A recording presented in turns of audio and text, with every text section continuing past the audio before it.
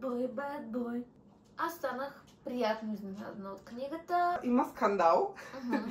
И след това накрая се сдобряват и има хепи енд. Но то поне да има повече секс сцени. От заглавието очакваш някой наистина яростен, гневен тип, дето тя ще го оправи един вид. Имаше много Кристиан Грей вайбс на моменти. О, бой, защо го чета?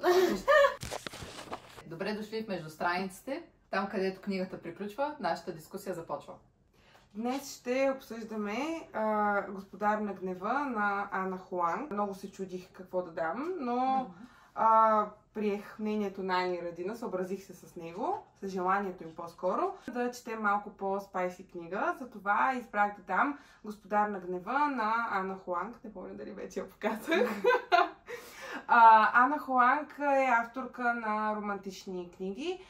Има няколко поредици, както и няколко самостоятелни книги, като поредиците и всъщност става въпрос за различни двойки в един приятелски кръг. Бях чувала добри отзиви за тази книга и реших, че ще е добре да я прочетем и да видим какво мислим за нея. Аз станах приятно изненадана от книгата. От доста време не бях чела спайси книга. Бих казала, че не беше най-интересната книга, която съм чела, но не очаквах да е, сюжета да е супер силен. В такива книги всички знаем, че е любовна история. Горе-долу повечето са на един и същи принцип. Двойката се събира, харесва се, после някакво време, нали, се опитва да се случат нещата, после стават гаджета, после след средата има скандал и след това накрая се сдобряват и има хепи енд. Общо взето това са повечето романтични книги. Много е рядко някоя да не е така.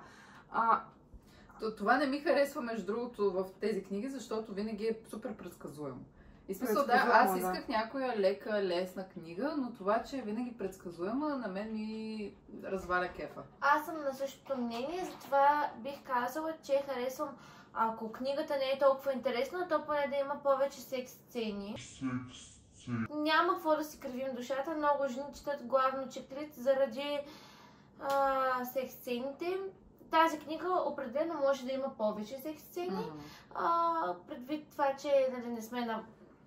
Може би защото сме прочели други много такива книги и затова историята така не ни изненадва, но... То по принцип, примерно аз съм чела много такива книги, историята не ме изненадва, но от тази книга очаквах малко повече. Като цяло, особено в сравнение с другата поредица на Ана Хуанг, тя ми хареса много повече. И даже не знам дали като бройка сцените са били повече, но цялостно книгите бяха по-интересни.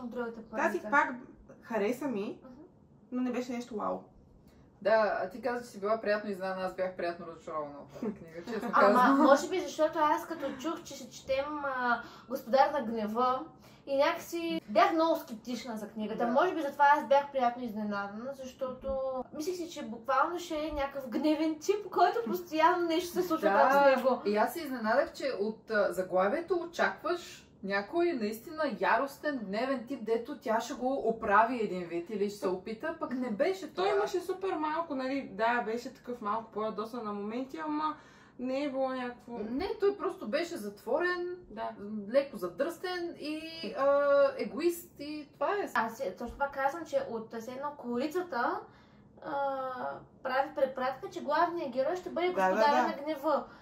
Но аз не го открих. Не смятам, че е било така. Това имам предвид. Да, съгласна съм.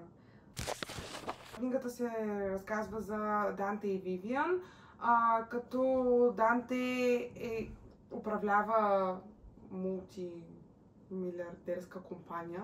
Не знам. Дали е милиардерска? Може би да. Може би изкарват го доста богат. Да, изкарват го много богат. Като семейството му отдавна има пари, то е old money, мога така да се изразя. Докато на Вивиан семейството сравнително отскоро има пари, като те продават скъпоценни камъни и бижута, да. И баща й всъщност сключва сделка с Данте, той да се сгоди и после ожени за Вивиан, като го изнудва. И всъщност така започва тяхната история. Но Вивиан не знае за изнудването. Да, Вивиан не знае, разбира в момента, в който се запознава с Данте. И оттам тръгва всичко, като... Не, разбира за годежа, когато се запознава с Данте. Не, разбира за изнудването. Не за изнудването, да. Реално, ще кажа нещо допълнително към това, което ти разказа, е, че в средите, в които са и двамата и семейството на двамата, има иерархия на семействата. И реално семейството на Вивиан има, така да се каже, сравнително нов бизнес. Тя все още, нейното семейство все още не може да влезе в тези среди на богаташите. А затова всъщност и баща и много държи тя да има брак по сметка. Особено за Данте, защото това ще отвори много врати. Да. И ще ги издигне, цялото и семейство ще издигне нагоре, не само нея. Като това, което тя знае, е също това, което ви разказах, че брака е за да са си взаимно полезни, но всъщност тя не знае, че Данте се е съгласил на този брак, защото е биван изнудван от баща й. Тя реално се чуди той какво печели от това, защото той наистина на пръв поглед не печели нищо. Идеята е, че ще могат да разпространят бизнеса си в Азия. Мисля, точно. Че Данте ще може да разпространи семейния бизнес в Азия чрез... Благодарение на тях, понеже те са с... Но всъщност истината е, че има изнудване. Но няма да казваме какво, тъй като е голям спойлер. Да, мисля, че е голяма част от сюжета. Също може би е важно да споменем, че Вивиан, тя не е типичната богаташка. Да, мен това много ми хареса в нея. Като цяло нейният образ ми хареса, че беше малко по-така... По-реалистичен, честно казано. Тя си има собствена работа и издържа се сама, въпреки че взима и от парите на семейството си, тя може да живее и без тях. И тя изкарва много пари сама. Да. Това е... Има успешен бизнес. Вау! Има успешен. Друго, което ми харесва на мен за Вивиан е, че когато не е пред родителите си, тя общото не си поплюва. Много се отваряше и на Данте, нали, отговаряше му, изобщо не го оставяше той да й казва какво ще се случва и как да се държи, какво да правят. Но пред родителите си беше съвсем различна. Да, има много голям контраст. Когато не е пред родителите си, тя сякаш е много самоуверена и познава себе си добре. Да. И, както каза, е много отворена и друга дума, която да опишем... Оправна. Доста е оправна. Да. Но когато е пред родителите си, тя буквално облича дрехи като на майка си. Да, перли, червилото. Винаги червеното червило. В книгата тя харесва супер... Не, тя харесва червено червило. Но не го слага пред родителите. Не го слага пред майка си, тя харесва супер много червения цвят. В цялата книга доста има. И между другото, червеният цвят е свързан с гнева. И може би и за това тя харесва червеното. Може би, да. Авторката е вкарала този символизъм. Да. Но да, това, че тя пред родителите си буквално носи много консервативни дрехи и не си позволява да говори, да ги прекъсва, въобще да казва мнението си, не позволява. Тя се съгласи да се ожени за човека, който не е виждала и то в съвременни времена. Да. Само защото иска да угоди на родителите си. И мисля, че в книгата... благодарна. Не само това. В книгата мисля, че пишеше, че хората, които са с азиатски произход, много имат респект към родителите си и искат, трябва да ги слушат едва ли не какво им казват. И за това, и за това имаше, тя знаеше, че нейните приятелки не я разбират толкова добре. Защото тя се съгласява на това нещо, като не иска да се ожени за Данте. Те не са израснали в нейното семейство и всъщност не виждат нейната гледна точка, как тя се чувства ограничена в своя избор и трябва да следва това, което родителите й нареждат. Поне тя така се чувства. Да. Не си обясни защо от баща е такъв гадняр, честно казано. Просто е алчен и иска хората да го зачитат за нещо. И си мисля, че в момента те не го зачитат и то с тези постъпки реално те не го зачитат, но когато те с семейство, отскоро с пари, във всичките тези клубове, в които и Данте членува, нали, джентълменските клубове, и всякакви такива гала вечери, те не са поканени, защото те не са, както каза ти, нагоре в иерархията. И всъщност той иска да е нагоре и цялото това нещо според мен го кара да изнудва хората и само за да го признаят в обществото. Иска вече да има някакси власт. Да, точно власт. И си продава семейството. Той е сгодил едната си дъщеря с уговорен уреден брак и след това и втората. Но пък и при двете става така, че тези уредени бракове водят до истинска любов. Да, но това не е била неговата цел. Това не е била негова цел изобщо и всъщност той в началото, преди да забогатея толкова, не е бил толкова, че той е бил нормален баща, който обръща внимание на децата си, бил е любвеобилен, но парите го провалят. На къмпинг, нали? Той имаше в книгата, Вивиан си спомня някакви различни истории от миналото. Точно, че тя се държеше с това огромно уважение към майка си и баща си и заради тези нейни спомени, че тя реално е видяла как те са дали целия си живот да постигат неща. Да. Може би за това. Да, това също.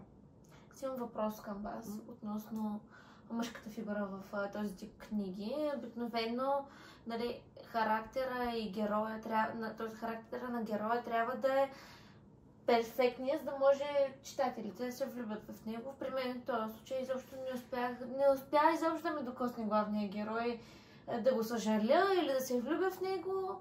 Нямаш такова нещо. При вас как беше? Не, и при мен този герой не. Той има много случаи, в които супер много ми харесва главния герой. Този ми беше окей, хареса ми Данте, но нищо кой знае какво. Точно това, което каза, че не си могла да му съчувстваш, и аз не можах. А мисля, че това е най-важното. Не само да ти хареса като и на външен вид, и като държание, но да му съчувстваш на лошата предистория. На мен винаги си много кринч тези първия разговор, в който нека да си разкажем просто какъв ни е целият свят на двама непознати. Ми е винаги супер кринч. И не си спомням дали той ни разказа някои от детските си истории, като бяха веднъж в парка. Или нещо. Да. Точно на фотосесия. Да, супер абсурдно ми беше. Как изведнъж почваш да говориш? Беше малко от никъде, да. По принцип, тези моменти в тези книги не са малко от никъде. Тя е кратка книга, някакси трябваше по-бързо да се развие действието.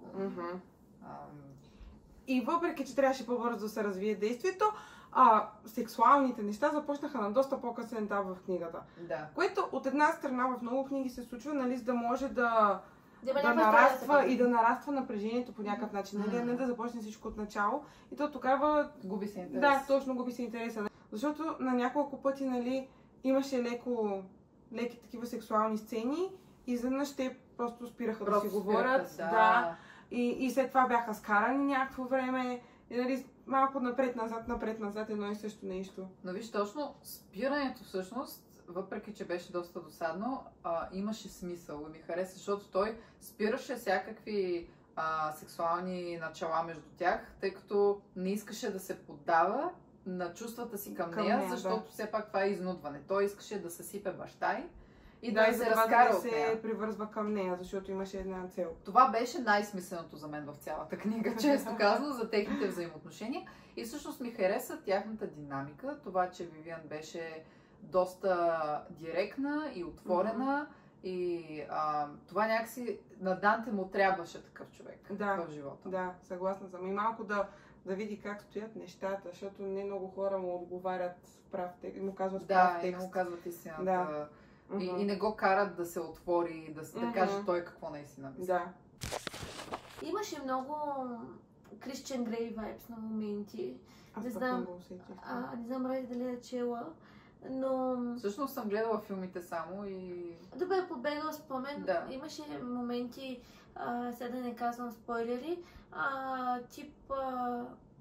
той много силно изревнува и се върна за някакви си часове от някъде си със самолет и наху от тях.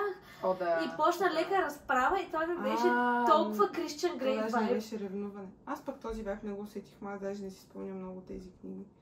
Аз някакси, може би, то не е толкова някаква като конкретика, просто някакси ми изникна Кристиан Грей, защото той, нали, беше такъв супер контролиращ и искаше всичко да знае и стана леко забавно. И нека уточним, Кристиан Грей е главният персонаж в 50 нюанса си. Като сте чели толкова книги романтични, където мъжете са, нали, един вид перфектния мъж или пък жената го превръща в перфектния мъж, така вашият идеал за перфектния мъж различен ли е от това, което е бил преди? Смисъл, нараства ли по някакъв начин в определен аспект? Очаквате ли от половинките си нещо, след като четете тези книги? само нещата, които ми се струват възможни и адекватни, и рационални, нали? Защото той няма да е на среща в Лос-Анджелес и да се върне веднага с частия си самолет. И аз да кажа, яде ми се сладолет и да си хванем частния самолет до Италия, за да отидем да си тебе. Ти можеш да го преобразуваш в реални моменти, като казваш яде ми се сладолет, той ти казва, окей, отивам ти купувам сладолет или да отидем до Сената улица за сладолет. Някои неща, които ми се струват, като ги прочета и си казвам, това е много яко и може би е важно и възможно. Да, има такива моменти. Но гледам да мисля рационално на тия неща, което възможно някое не, за да не съм разочарована след това. Ани, ти? Не, на мен... Първо, че аз вече много рядко го чета такива книги и може би в гимназията, когато четох такива книги, не съм се насочвала към идеала ми за мъж, а по-скоро към идеала ми за каква трябва да бъде връзката ми, нали, как трябва да се държим като сме влюбени и така нататък. Това е самото начало. Okay. Но за... имаш пред началото, а не по-нататък в самата връзка? Да, как трябва да ми е едно влюбване, какво трябва да усещам. Ама това говоря преди 10 и повече години, докато сега по-скоро не заимствам живота си с книгата. По-скоро се потопявам и влизам тотално в техния свят и не правя никакви сравнения. Което мисля, че е най-добрият подход, честно казвам. Беше готин експириенс да прочетем една такава по-лека книга, защото, както знаете, предната книга, която четахме, беше доста тежка, емоционална, така че аз бях хепи с книгата, вървеше ми лекичко.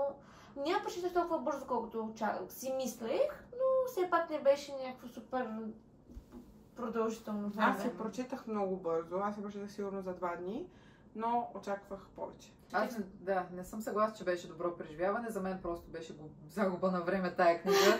Съжалявам. Дадох и 3 звезди, което принцип давам 3 звезди на книги, които са ми били поне малко интересни. Беше ми интересна на моменти наистина, но през цялото време, когато и най-вече като имаше секс сцени, просто я слагах на скута си и си казах, о бой, защо го чета?